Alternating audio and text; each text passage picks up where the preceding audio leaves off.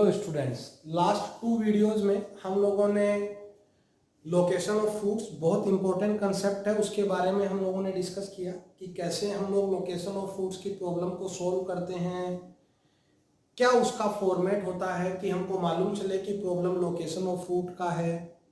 ठीक है, तो हमने वहाँ सीखा कि हमें पॉसिबल ग्राफ ड्रॉ करके जो लोकेशन ऑफ फ्रूट्स गिवन है उसका यूज करते हुए हमें पॉसिबल ग्राफ ड्रॉ करना है। उसके बाद हम लोग 3 पैरामीटर्स को डिस्कस करते हैं। कुछ एग्जांपल्स हम लोगों ने वहां ट्राई किए।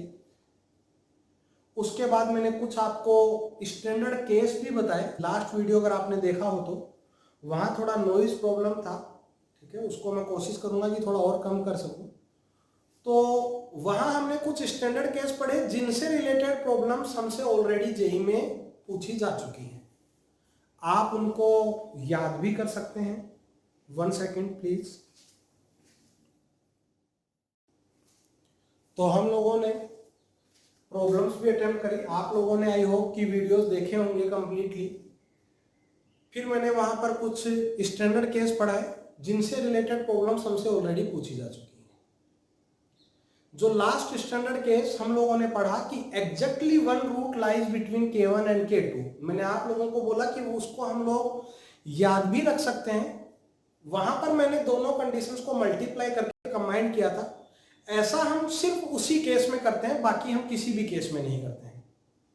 तो अगर आप लोगों ने वीडियो कंप्लीट देखा हो तो हमने वहां बताया कि if exactly one root lies between K1 and K2, तो उसके लिए कंडीशन डेराइव होकर आया कि f of K1 into F of K2 जो है वो लेस देन 0 होगा। क्लियर है सब लोगों को? चलो, उसी पर बेस्ड हम लोग एक एग्जांपल अटेम्प्ट करते हैं आज। सपोज करो हमें क्वाड्रेटिक इक्वेशन गिवन है ax square plus bx plus c equals to 0। इसका जो रूट है वो हमें गिवन है रूट इज x1।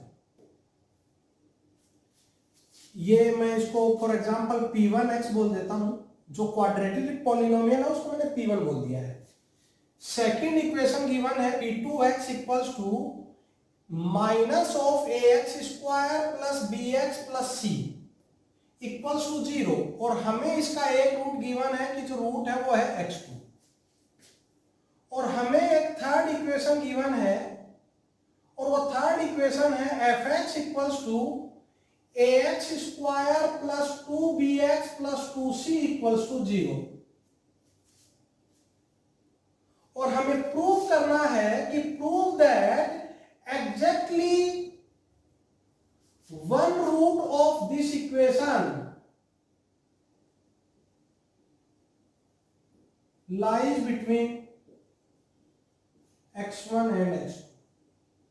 ये हमें प्रूव करना है कि जो थर्ड इक्वेशन है उस थर्ड इक्वेशन का exactly one root between x1 and x2 है। और हम लोग अभी अभी ऐसा डिस्कस करके आए, अगर exactly one root between x1 and x2 है और अगर ये fx है, इट मींस एक्चुअल में हमको प्रूव करना है कि fx1 इंटू fx2 कैसा होगा? नेगेटिव। एक्चुअल में हमें क्या प्रूव करना है कि fx1 इंटू fx2 कैसा होगा? लेस देन 0 होगा। क्लियर है? चलो, तो हम लोग fx1 इंटू fx2 कैलकुलेट करते हैं। fx1 इंटू fx2, मैंने fx1 कैलकुलेट किया, और इतना आप सब लोगों को आता होगा कि अगर ये fx है तो fx1 के लिए मैं वहां x की जगह x1 पुट करूंगा। ये हम लोगों का fx1 रहा। सिमिलरली अगर मैं fx2 लिखूं तो ये हम लोगों का fx2 रहा। हमें प्रूव करना है कि इट इज नेगेटिव। ऐसा हम लोगों को प्रूव करना है, क्योंकि अगर ये नेगेटिव आया तो हम बोल सकते हैं कि इस इक्वेशन का exactly one root between x1 and x2 होगा। क्लियर है सब लोगों को? चलो, तो देखो, x1 इसका रूट है। x1 इसका रूट होने का मतलब वो इसको सेटिस्फाई करेगा। तो अगर हम लोग ax1 स्क्वायर को राइट में शिफ्ट कर दें तो bx1 प्लस c1 का वैल्यू, bx1 प्लस c का वैल्यू बोलो कितना मिलेगा हमें? Minus ax1 square. देखो मैंने यहां रिप्लेस किया।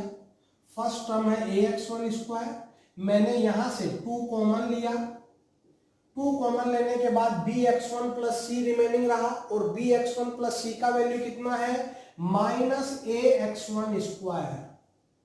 सिमिलरली यहां ax2 स्क्वायर कॉमन लिया, सेम लिखा, यहां से 2 कॉमन लिया, x2 इसका रूट है, तो यहां से bx2 प्लस सी का वैल्यू चेक करो, वो कितना आएगा ax2 स्क्वायर। ये सिंप्लीफाई करने पर हमको माइनस ax1 स्क्वायर मिल रहा है, वो 3ax2 स्क्वायर मिल रहा है, दोनों का जो प्रोडक्ट है वो हमें इतना मिला। ध्यान से देखो, 3 positive a square perfect square, positive positive positive, लेकिन हमने इसको -1 से मल्टीप्लाई किया हुआ है, तो ओवरऑल ये कैसा होगा नेगेटिव। और अगर fx1 इंटू fx2 नेगेटिव है, तो हम लोग ऐसा ऑलरेडी पढ़ चुके हैं कि इस केस में exactly 1 root between x1 and x2 होगा। इस केस में exactly 1 root of this equation वो बिटवीन x1 एंड x2 होगा।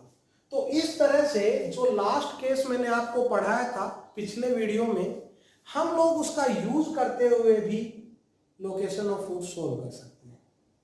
मेथड वहीं से, ये फॉर्मूला जो है ये हमने वहीं से डेराइव किया है। आप लोग लास्ट वीडियो अगर देखा नहीं है तो दोबारा से देखना, लेकिन इस केस को हम याद भी कर सकते हैं, ऐसा मैंने पहले भी बोला था।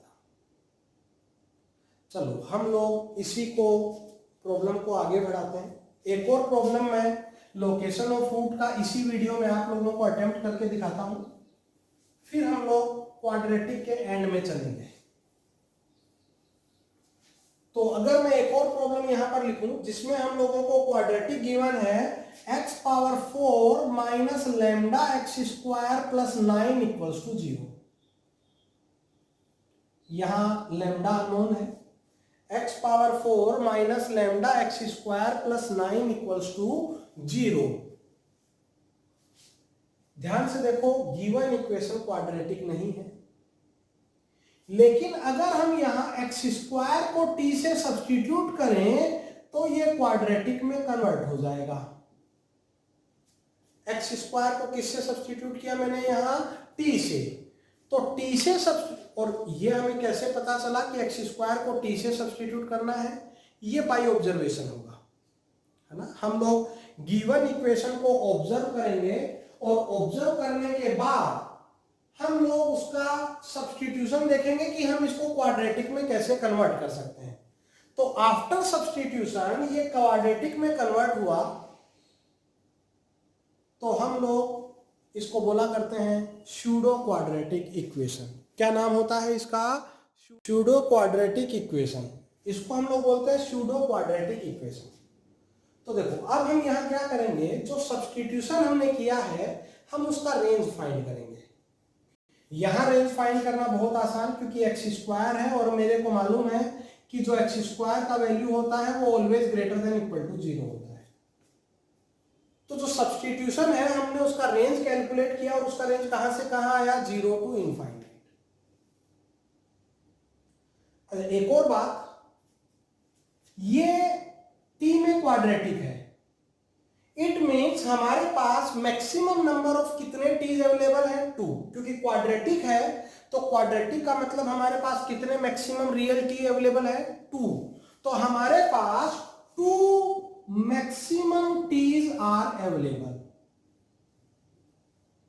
ये बात सबको मालूम है, मैक्सिमम कितने टीज अवेलेबल है, 2। देखो यहां से देखो आप लोग, अगर 1t इनसाइड द रेंज हुआ, inside the range, boundary value नहीं, इनसाइड मींस पॉजिटिव, तो 1t अगर पॉजिटिव हुआ तो हमें उसके कोरस्पॉन्डिंग कितने x मिलेंगे, 2 real and distinct x। 1t on the boundary value हुआ तो हमें 1 रियल x मिलेगा या 2 इक्वल x मिलेंगे, और अगर 1t आउटसाइड द बाउंड्री हुआ तो हमें 0x मिलेगा। दोबारा ध्यान से सुनो, मैं यहां लिख रहा हूं, t का जो वैल्यू है, अगर 1t इनसाइड रेंज है तो हमें 2 डिस्टिंक्ट x मिलेगा। अगर 1t बाउंड्री वैल्यू है, बाउंड्री वैल्यू ऑफ रेंज, तो हमें 1x मिलेगा। और अगर आउटसाइड रेंज है, आउटसाइड द रेंज, तो हमें 0x मिलेगा। चेक कर लो यहां से, अगर आउटसाइड है मींस t अगर नेगेटिव है तो हमें 0 रियल x मिलेगा। तो ये जो टेबल मैंने बनाई है ये हमको याद होना चाहिए कि जैसे ही हमने सब्स्टिट्यूशन करके रेंज फाइंड किया, t का वैल्यू अगर इनसाइड द रेंज है तो हमें 1t के कोरस्पॉन्डिंग कितने x मिलेंगे, 2। अगर वो बाउंड्री वैल्यू है तो 1t के कोरस्पॉन्डिंग हमें कितना x मिलेगा, 1। और अगर वो आउटसाइड द रेंज है तो 1t के कोरस्पॉन्डिंग कितना वैल्यू ऑफ x मिलेगा, 0। हम इसी का यूज करते हुए देखो आगे बढ़ते हैं। और ध्यान रहे हमारे पास मैक्सिमम 2 t's अवेलेबल है। तो फर्स्ट पार्ट, सपोज करो अगर हमें बोला हुआ हो कि for real and distinct roots of x, हमें लैम्डा फाइंड करना है अगर इस इक्वेशन के 4 रियल एंड डिस्टिंक्ट रूट्स हो। इस इक्वेशन के 4 रियल एंड डिस्टिंक्ट रूट्स हो तो हमें क्या फाइंड करना है, x। तो सोच के देखो, हमें x की value 4 real and distinct value चाहिए। तो इसका मतलब ये हुआ कि t के दोनों वैल्यूज इनसाइड द रेंज होने चाहिए। सोचो t जो है दोनों t डिस्टिंक्ट भी होने चाहिए और इनसाइड द रेंज भी होने चाहिए। देखो ये बाउंड्री वैल्यू रही 0, ये दोनों t इनसाइड द रेंज, ये मैंने t के लिए, इसके लिए ग्राफ बनाया ये 1t इनसाइड द रेंज तो कितने x, 2 डिस्टिंक्ट x। ये second t inside the range again 2 distinct x, तो टोटल कितने x मिलने लगे हमको, 4। कितने x मिलने लगे हमको, अगेन 4x। और इसके लिए आप लोग कंडीशंस लिख ही सकते हैं, हम लोग लोकेशन ऑफ रूट्स में पढ़ चुके हैं। d ग्रेटर देन 0 होगा, केवल इंटरसेक्ट कर रहा है, टच करना अलाउड नहीं है। सोच कर देखना, टच करेगा तो हमें 2 इक्वल एंड 2 अनदर इक्वल मिलने लगेंगे। d greater than 0 minus b/2a, check करो ये वर्टेक्स है, आफ्टर 0 है तो ये भी greater than 0 and at x equal to 0। Quadratic का जो साइन है वो कैसा आना चाहिए, पॉजिटिव, क्योंकि वो about the x axis intersect करेगा। जैसे सपोज करो मैं आप लोगों से 3 रियल एंड डिस्टिंक्ट रूट्स की बात करता, किसकी बात करता मैं बोलो जरा, 3 रियल एंड डिस्टिंक्ट रूट्स की। तो सोच कर देखो इस केस में जो ग्राफ है वो ऐसा होगा 1t, ये जो ग्राफ है हम इस क्वाड्रेटिक के लिए बना रहे हैं। 1t इनसाइड द रेंज है तो 2x and 1t on the boundary value है तो 1x। क्लियर है सब लोगों को? यहां d ग्रेटर देन 0 होगा, अगेन इंटरसेक्ट कर रहा है, ये वर्टेक्स है, आफ्टर 0 है तो ये भी ग्रेटर देन 0 होगा। और 0 पर वैल्यू देखो, 0 पर ऑन द एक्स एक्सिस है, it means at x equal to 0 quadratic का जो वैल्यू है वो भी कितना आना चाहिए, 0 आना चाहिए। सिमिलरली हम लोग 2 distinct, 1 distinct and 0 distinct roots के लिए भी ग्राफ बना सकते हैं। इसको हम बोलते हैं स्यूडो क्वाड्रेटिक इक्वेशन। तो कभी कभी, वैसे आज तक हमसे इस पर कभी प्रॉब्लम पूछा नहीं गया है, लेकिन वो हमसे स्यूडो क्वाड्रेटिक पर भी क्वेश्चन पूछ सकता है यूजिंग लोकेशन ऑफ रूट्स। तो बस आपको याद रखना है कि हम लोग यूजिंग प्रॉपर सब्स्टिट्यूशन हम उसको क्वाड्रेटिक में कन्वर्ट करेंगे। क्वाड्रेटिक में कन्वर्ट करने के बाद हम क्वाड्रेटिक का रेंज फाइंड करेंगे। अगर 1t इनसाइड द रेंज है तो उसके corresponding 2 real and distinct x मिलेंगे। 1t on the boundary value है तो 1t के कोरस्पॉन्डिंग 1x मिलेगा।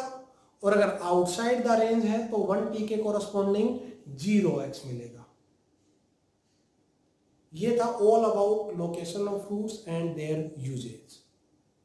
आई होप कि आप लोगों को वीडियोस पसंद आ रहे होंगे। लाइक जरूर करें और फ्रेंड्स में भी शेयर करें। नेक्स्ट वीडियो में हम लोग थ्योरी ऑफ इक्वेशन पढ़ेंगे। जैसे हम लोगों ने अभी तक सब कुछ क्वाड्रेटिक पढ़ा है, वैसे सिलेबस में अपने क्यूबिक रूट्स भी होते हैं, तो नेक्स्ट वीडियो में हम लोग अबाउट क्यूबिक इक्वेशन पढ़ेंगे। तो नेक्स्ट वीडियो सब लोग जरूर देखें और रेगुलर स्टडी करें और प्रैक्टिस जरूर करें। Thank you.